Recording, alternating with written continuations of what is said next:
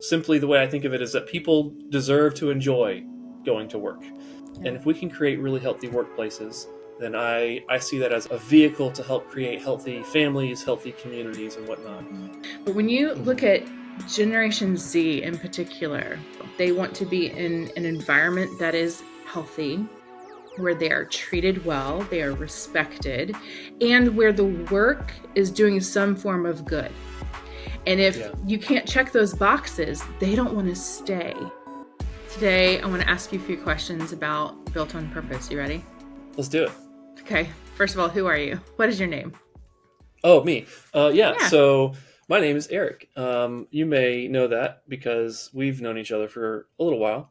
Mm-hmm. My name is Erik Reagan, and Built on Purpose is something that I'm excited to talk a little bit about. I'm Mm-hmm. an entrepreneur, business owner for 14 or so years now, and live in Savannah, Georgia, or near Savannah, Georgia, born and raised, and no plans to leave, as I like to say it.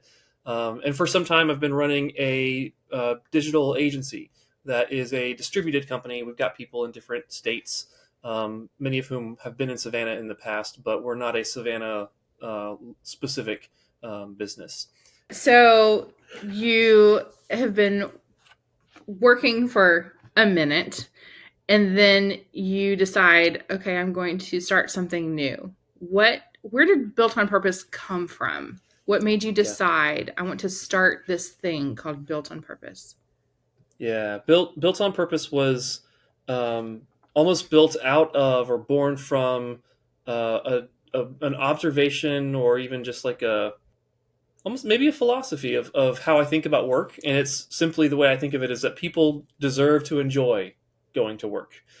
We spend a lot of our time at work. Mm-hmm. And I Mm-hmm. think that we deserve to enjoy the time we spend there. And not to say it's always easy, but that we can enjoy that time. And really, it was an idea that emerged in the creation of the first business, that B2B branding agency called Focus Lab. And it quickly became somewhat of a personal mission, I guess. So at Focus Lab, I wanted to build a place where teammates felt like really cared for and valued, where the culture was, one of the ways I like to say it is like that it's so good that people don't want to leave, that it's hard to leave for a good opportunity, not because Mm-hmm. you're Mm-hmm. handcuffed, but because you Yeah. genuinely value being there. We wanted people to be better for having been there, happier because of the time there. And where that kind of went was this eventual idea of, wow, if I'm able to do this here, what if I can have a similar impact in other organizations and other companies, transforming not just the work environment, but the teammates in the work environment, and by nature, their home lives, their families, their communities, Yeah. because we are shaped, in a sense, by our environments, one of which is work. Yeah. And if we can create really healthy workplaces, then I see that as a vehicle to help create healthy families, healthy communities, and whatnot. Mm-hmm. And so that was sort of the impetus Yeah. for Built on Purpose. Well, so what are some of the services that Built on Purpose offers in order to help, continue this attempt to create healthy culture workplaces? A lot of it we're centering around serving business owners and leadership teams, because, again, going almost to a philosophical perspective, we want these to be integral services and changes in workplaces, which means that the people in leadership need to believe in them and Mm-hmm. practice them. So if we're going to equip people to um, build and create these sustainably healthy workplaces, it needs to start, quote, from the top, if you will. And so primarily right now we're aiming to serve business owners and their leadership teams. And the services are right now connected a lot to personal, individual, and team growth and health. Yeah. So executive coaching is a common piece of it. We love team learning and learning. We like to say learning out loud, learning in a group setting. So going through workshops or um, uh, even books together. We're big fans of books and the value we can extract from them. It's such an inexpensive resource that too many people take for granted. So we love to join a team, walk alongside them through different books that help them grow in areas that they can develop better as a team. And then there's just consulting services that we provide. We'll interview owners and find out where they might see opportunity to improve, or maybe where they're really weak and they know it. And we'll come alongside to help them improve those areas, all in the interest of Mm. creating this more sustainable and a healthy workplace for everybody. Yeah. Well, so do clients or potential clients need to live in the Savannah area to take advantage of the services that Built on Purpose offers? No, I mean, for at this point, for most of my career, I've been working with people who are not near me. So, Built on Purpose is almost designed to accommodate a distance, if you will. In fact, in many ways, we want to help as many distributed companies as we can, because that's a relatively newer kind of emerging place, and it's not just because of COVID, but COVID did pour some gasoline on that fire of growth. Mhm. But I've been working in a virtual setting for over a decade, and I know that a lot of people are brand new to it, and that's a different style of culture to develop and Mhm. grow and build. And so, in particular, we're focusing our energy on those companies, even though we are also serving the Savannah area as well. Yeah. Well, I know that one thing that you're passionate about is giving. And so, what Mm. is your vision when it comes to Built on Purpose and their opportunity to give? Yeah, with this business, almost before I had much of the services in mind, I had a lot of giving specifics in mind. I really felt it kind of almost placed on my heart to create our, as Jim Collins would call it, big, hairy, audacious goal, a Mhm. BHAG, to create a goal that was one I didn't even know how I'd achieve, but I was going to set my sights out there into the future and say, this is where we are going as a business. And so where we're going isn't a revenue target necessarily. It's actually a giving target. So in our first 10 years of business, we aim to give away $5 million from profit. It's not because of fundraising, but actually Mhm. through earning revenue by serving customers and making workplaces better as we go. So it's a big number. It's something we haven't done um, I haven't done personally or professionally before, but it's something that gets me out of bed. It kind of fires me up. Mhm. So we're finding fun, creative ways to weave that into every customer engagement.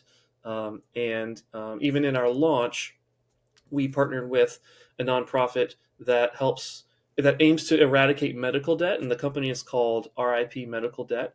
And just in our launch, we tried to kind of tease out our long term vision, and by partnering with them, the money that we raised ended up wiping away over $1 million in medical debt. So we were off to the races with some fun milestones already. But yeah, $5 million over the next 10 years, and that's something I'm excited about. I love that so much. That's one reason I'm excited to be a part of this team and working towards that goal. Yeah. It's just a reminder of our lives are a lot bigger than work. So, um, Hmm. well, okay. So with Focus Lab, you were very passionate about creating an environment that, as you put it, people maybe wouldn't want to leave. It was so good, treating them so well. But what actually made that culture stand apart and feel different or special for so many people through the years? Is it tangible? Is it not? What does that look like? Some of it is very tangible, and some of it I would say is fairly intangible. The first thing that I have to shout out is my two business partners, Bill, Kenny, and Will Strawn. The three of us, um, in many cases, I'm going to almost kind of start with the people in leadership and say, what do they value? And the three of us, as business partners and leaders of the agency, we care a lot about people and our people, more specifically. And you have to start there. If people in leadership and effectively in power don't have a genuine care for their people and Mhm. their people's, by extension, their families, then it's going to be a little harder to create a sustainable and genuine thriving culture. It's Yeah. possible, but it's a lot harder, and it's there are going to be some cracks that put things at risk. So there is a measurable bottom line impact to having a healthy culture. There have been studies at this point to show the impact that has. So I could make a business case for a healthy culture, but really, I think it needs to start with people in leadership need to want this for their people. And so that's the first thing. It might sound almost like a non-starter for some people, but that's just how we feel about it at this point. That's the patterns that we see. The people at the helm need to care about their people, Yeah. and I think culturally we are seeing more and more and more of that in recent years and decades in from business leaders, which is a great pattern and trend.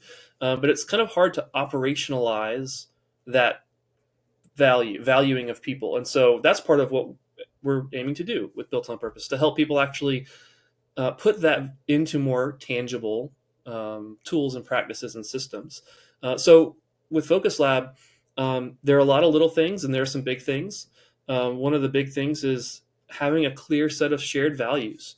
Um, I could talk about core values for quite some time. They often get a bad rap because people don't really understand them or do a poor job of figuring out what they are and actually referencing and leveraging them. But having a clear set of shared values on the table, I think, is a really important element to a thriving culture. Another thing is just an environment of appreciation. This might sound kind of weird, but at Focus Lab, we spend a lot of time giving each other high fives. We want to recognize the good work, the hard work, and even the failures and the lessons, and we want to grow together. And so having an environment where we trust one another, where we have what Pat Lencioni calls vulnerability-based trust. Having that at the bottom is so helpful, so valuable, and you sprinkle in appreciation on top of that trust, and it just creates a really healthy environment. Yeah. So, anyways, that's another kind of quick example of some of the ingredients. Another that I'll mention is that when people can work from their strengths and not just from a list of job responsibilities that we're throwing on them, Mm-hmm. if we can design a role or cater a role to someone's strengths or put them in a role that naturally fits their strengths, that's going to be better for them individually just out of the gate, but it's also better for their team and the company as a whole. And so if we can align someone to their strengths in the work that they do, that's going to have a tangible impact on the culture. Because if you do that with everybody on a team, then the impact is quite great. Anyways, there are other things that I could keep going, but I'll maybe stop there for the sake of time for right now. Sure. What drew you to Built on Purpose? Because you jumped in the mix before there was a lot of form or shape, and we're even still shaping some things. So, what drew you to Built on Purpose? It's no secret amongst close family and friends that for a long time I really wanted to work for Focus Lab, but I did not have a skill set that was really going to be the right fit to be in that space. When in thinking about the mission of Built on Purpose, I'm very passionate about intentionality. I am not here to waste time. I feel like, some people struggle maybe to find something that they're passionate about, or maybe they don't understand that if they could find something they're passionate about, it might give them more drive to be intentional and move forward with intentionality in their work and their lives across the board. So just the name alone, Built on Purpose, carries with it such a sense of intentionality that just resonates with me in terms of my own life values. And then when it comes to the workplace, more specifically, I've had an arc in my career that has allowed me various opportunities in different spaces. I've been in sales, I've been in education, I've been in the HR environment, and man, people are hungry for healthy work environments, healthy culture, and a lot of people don't have that. And I've been in some environments that were not very healthy. I've been in environments that were healthy. And it absolutely starts with leadership. And so knowing that Built on Purpose focuses on encouraging leaders and people within an organization who have the leverage to create change for the better. The world needs that. When you look at generations in the workplace and the different approaches to work and values that each generation has, it's very, very interesting. But when you look Mm-hmm. at Generation Z in particular, they are fascinating and they are very passionate about, they want to be in an environment that is healthy, where they are treated well, they are respected, and where the work is doing some form of good.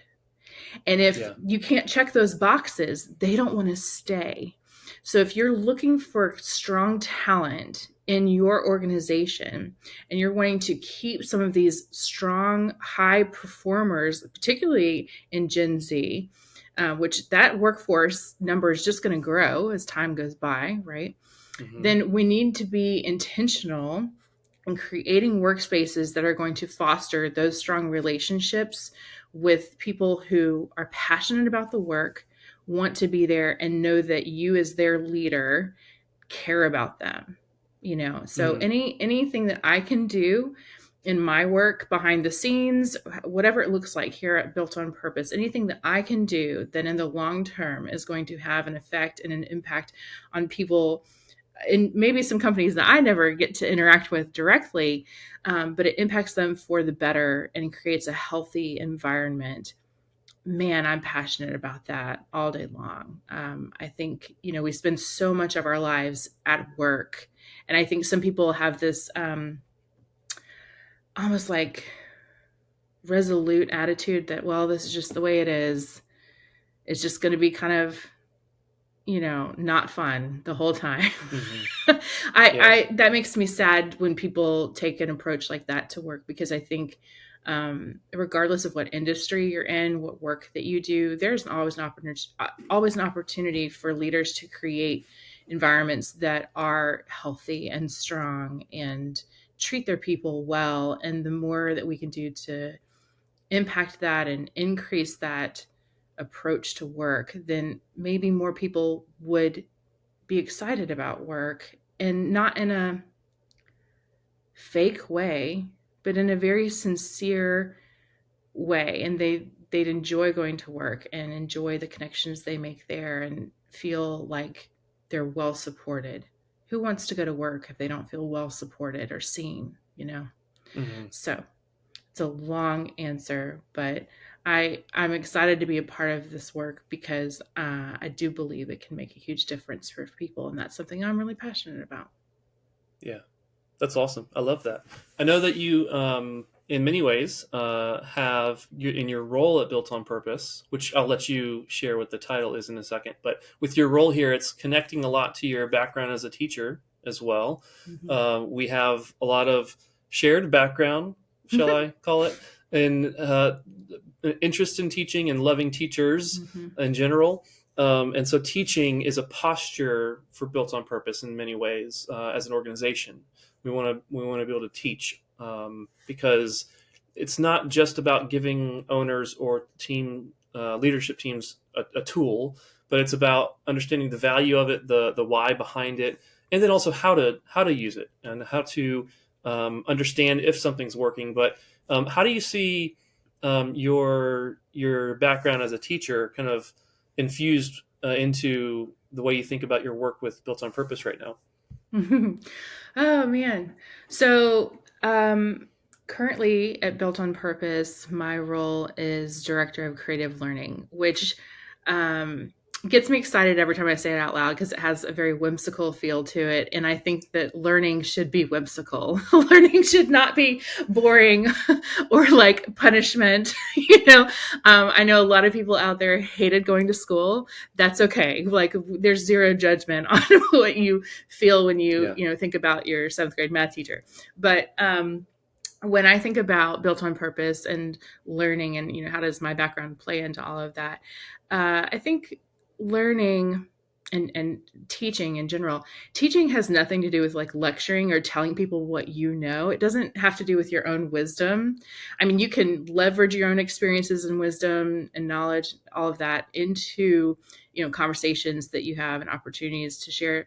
But ultimately, learning has to do with asking the right questions and taking the time to dig into those questions, whether that's as an individual, if you're doing, Hmm. reading a book, for instance. Um, we offer these growth groups at Built on Purpose, which I'm really enjoying and can't wait for the next one. Don't know what that's going to be, but I'm very excited about it. Um, whether it's as an individual where you're reading a book or you're part of a group and taking a deep dive into some important information for your team and how you're functioning as a team, learning has to do with reflection. You can take in Mm. information all day long, but if you don't take the time to reflect on that information and then ask yourself, well, what can I do with this? How Yeah. can I take this information to, it doesn't have to be a huge shift. We're not talking about changing your life by 180 degrees. Sometimes it's just moving the mark slightly, just tweak something that could still have a huge impact on yourself and on the people around you, whether we're talking about at work or in your personal life, regardless of where you're looking to apply that knowledge. um, Learning has to do with finding the right questions, reflecting on that information, and then deciding what you're going to do with that. Because I think at the end of the day, Mm. true growth comes from action. It's not about soaking in the information. You have to process it and let it back out. You have to move forward in some Yeah. direction. So, Yeah. Yeah. I love that. The structure of our growth groups and just like going through something together. One of the things that has been so valuable, helpful to me over the years is what you just said about action and not just information. Taking um, time that I spend in reading a book on my own is fine if I've consumed information, but it's way more valuable if I've processed that and done something with it. It's almost like um, some of us might have a tendency to almost like end up with information obesity. Like we just all we did was yeah. consume. Like we just consumed and we never turned those calories of information into new muscle or into something that Yeah. was valuable to our lives. And um, the first time that I read a book in a group, I was kind of hooked. I realized like even just having in that book, there were just three of us going through a book together on a whim. We'd never done it before. We just said, "Hey, we all happen to be interested in this book. Do you want to just like read it at the same Right. pace and then talk as we go?" That's kind of what we did. We would just read a couple chapters and then get together and talk a little bit about it. Very free flow, no agenda, no guide or outline, and it was really helpful. And then I went through another book shortly after that it came with kind of a suggested discussion guide, and we just read a couple chapters and turned to the back where there are suggested questions that set the stage for really good discussion. And even in just the half dozen or so growth groups we've done so far, the discussions that happen in a growth group is Mhm. just so incredible because you and I can read the same book and take away some very different things. Yeah. And if we don't have the time or make the time to discuss those things, I don't know. I don't know what I'm missing. It's still helpful for me to read in isolation. There's nothing wrong with that inherently. It's Mhm. still valuable if I'm doing something with it. But it's like the value is exponential when I do it in a group. And Yeah. so I've really enjoyed the growth groups we've done. We kind of have these two different formats where there's the open invite version where anybody can join and you're going to be in a group with 6 to 10 strangers perhaps. But then we also have the version where it's just a dedicated team. So we go into a company and just work with their team, going through a book, and making sure that it's not just information, that Yeah. it's actually action. And I can say that as a uh, as a college dropout, I really need that kind of stuff. I have needed to do it over the years because um, I don't I don't look back and regret my decision about my education path, but I almost can't imagine what my career-based education would have been like without learning in a group setting. Yeah. That's just been very necessary, very helpful for me. And I know that not everybody's experienced that. Yeah. And so that's one of the things that energizes me about our growth groups is people have the chance to go step into a room with other people who have a shared interest in learning or growing or in an area, and then finding out, oh wow, they took away something from that sentence way different than I did. And I'm glad I heard them say that, because now I have another perspective in addition to what I've taken away already. So Yeah. anyways, I could talk about growth groups for a while, but I love the format. I love the opportunity. Yeah. Well, I would add to that, just hearing you talk through that. I know that for a lot of small business owners in particular, that can be so isolating, and you can feel like Mm, you're really going that road alone. So that's another thing I think is great about the growth group opportunities when we have like the open invitation for individuals to join. It's a really great opportunity to connect with other like-minded people who have either walked a similar path to you, or maybe you've walked a path ahead of them, and they would also benefit from your wisdom and knowledge and mm, experiences. I had one of our former growth group uh, attendees share with me that she said, well, when you do a growth group, I mean, it's a great experience, but bring a friend. Like, don't don't yeah. don't even go it alone. Like, think through, who that might also want to jump in and read that book. That way you already know at least one person in the group, and it just makes the conversation and the opportunity to connect and hold each other accountable, and keep that conversation going even outside of the Hmm. group for the long run, which is nice. So Yeah. So far, the books that we've done have been somewhat notable. I mean, they're titles that have sold well for good reason, because mhm. they're great books. So in the past, let's say 12 months or so, there have been probably four books come to mind. I maybe should have written this down, but four of them are coming to mind that we've seen be valuable and helpful to different groups. And one of them, which you and I actually have not talked about before, is a John Maxwell book that's just about personal growth. He has a lot of number-based books, so I might misremember the title, but I think it's the 15. I think it's 15 Irrefutable Laws of Growth. Um, the irrefutable word might be wrong, but 15. I'll go with that for now. Actually, I could Okay. turn around. It's right behind me. So yeah, the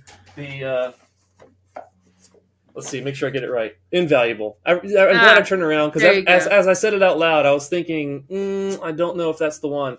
So the 15 invaluable laws of Okay. growth. Um, we went through this book with a couple of different groups. One was just business owners, because at the end of the day, business owners often have different challenges and opportunities Mm-hmm. than maybe their leadership team might. And so we wanted to create a space that those owners knew they could come in and talk about in a vulnerable way, like where they Yeah. feel like they fall short, Yeah. where they need to be held accountable.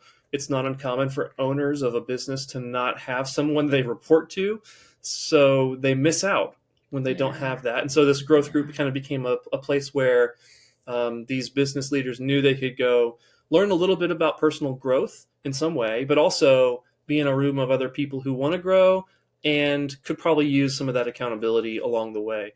And then we had the same book that we went through with other people who just had an interest in personal growth, which was great. Mhm. And then there was another Maxwell book we did called Leadership Gold, and I really liked the way he set that book up, because he wrote in kind of the intro, I think it was, that he wanted to almost mark his, like, I don't remember if it was 50th birthday, or I think it was 50th birthday. He wanted to wait until he was at least 50 years old to write his next book that was about leadership golden nuggets over the decades of his career Mm-hmm. thus far. He just felt like there was something that was just inherently built into age and experience that you can't write about in your 30s or 40s perhaps. And Right. so he wrote this book, Leadership Gold, which is all bite-sized. It's really like, these are Mm. 5-page chapters, and there are 26 of them. And it's just structured so well for a discussion group. And one of the things that I appreciate about Maxwell is he includes questions in most of his books. So he's trying to To kickstart the foster that. discussion Yeah. just right in the pages of the book. So I really saw a lot of value from those. And then the second half of last year, we added a couple of books. We did Grit, which Mm-hmm. was really good. Mm-hmm. And then we did, wow, I'm Dare to blanking lead. on Brene's Dare to Dare to Lead. I was going lead. to say, Come yeah, Dare to on. Lead. How could I forget the title? Some really, really good books. What are some things that you saw in the discussions for either Grit or Dare to Lead that kind of rise to the surface?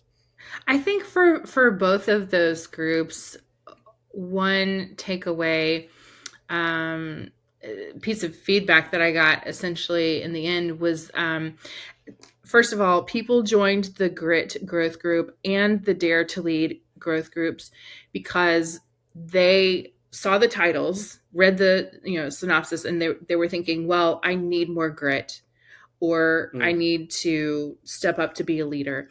And what people in both groups discovered throughout the course of studying these books together is that they are gritty, they are mm, leaders, they just needed more encouragement within those realms. And so within the discussions week to week, it was I'm trying to find the right word for it. Um, I don't mean for this to sound cheesy. I feel like it was such a beautiful thing to see people recognize that they already had these things within them that they could mm, access and build upon. And it was really beautiful because throughout the course of the growth groups, as we all got to know each other better, and some people knew each other already, others did not. But as we grew as a group, everyone encouraged one another so sincerely and without hesitation. And no one in the group has reason to give lip service. It's not you yeah. know it was just all done in such sincerity. And I think in the end, even though the information in the books was fantastic and you can always read that book on your own, right?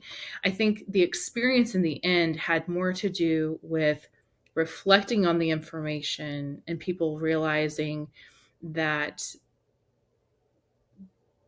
they didn't need a book to get what it was they were reaching for, but the Mm, encouragement that they received throughout the experience really helped them to own that they mm-hmm, have the grit and they can build on that, regardless of what season they're in.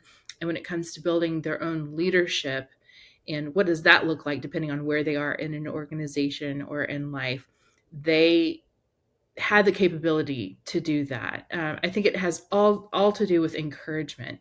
Um, it's easy to feel kind of down when you're just by yourself and it's just your thoughts. yeah. It's we Yeah. can say a lot of affirmations, which I think are fantastic. We can do all kinds of things to pump ourselves up for a day, or a week, or a month, or a year, what have you. But there's just something different about doing that in a community setting and the connections that opportunity provides for people. You can't replace that. So it's such a Yeah. beautiful pairing between the information, the knowledge that we did learn through the books, but then encouraging one another moving forward. There's just something different about that. Yeah. Yeah, I'm glad you mentioned that community setting because in many ways, as we aim to serve distributed teams, one of the most frequent challenges, Mm, struggles that a distributed or remote team has is building and sustaining this sense of community yeah. in the culture in the workforce. And having lived that myself for many years, Mm-hmm. I can know the struggle. I know the struggle, and even within Focus Lab, before Built on Purpose was a thing, for years we would dabble in basically what we just called book clubs. We would say, hey, I think actually one of our first ones was a Brene Brown book. I think it was Daring Greatly. Mm-hmm. And we just read it in a group. And it was almost like a light bulb went off. We were going through it. I'm sitting here thinking, "Ah, this is so rich. Just that we've Mm-hmm. taken time to do this as a Mm-hmm. group is so rich and valuable. And even the simple act of setting aside a little bit of time each week or every 2 weeks or however frequent to get together and talk about a book is a way to reinforce community within Yeah. a team. And if you, let's say you're a solopreneur, a freelancer, you don't work within a team, joining a group like this with other people can also serve a similar value and purpose, because it is this sense of a community that you can make some connections.